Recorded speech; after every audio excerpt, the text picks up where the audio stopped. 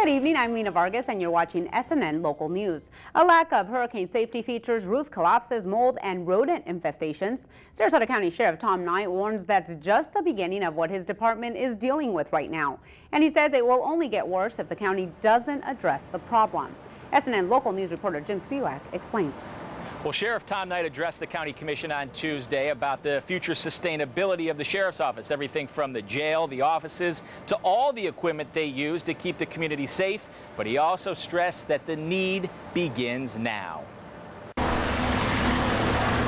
Roof collapses, mold, rodent infestation, overcrowding, air quality issues. According to Sarasota County Sheriff Tom Knight, these are just some of the problematic experiences facilities utilized by his office have endured over the last 24 months. We still provide service to over twice as many citizens throughout the county as all the municipalities combined. All these developments are going on in the county, so the needs for the Sheriff's Office services are going to grow. According to Knight, the fleet and many of the 25 facilities they rent are not sufficiently protected in the case of a natural disaster, and his office is operating on only 50% of the space it needs to provide law enforcement services to the community.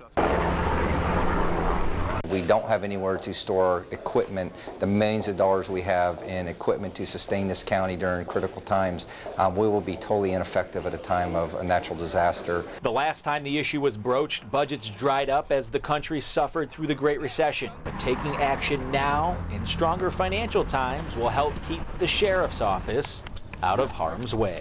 Our crime rate is down 18%, but that won't continue, so now is the time to get the Sheriff's Office at 100% capacity where it needs to be to sustain us for the future. Knight concedes the sustainability conversation is now an issue of want versus need.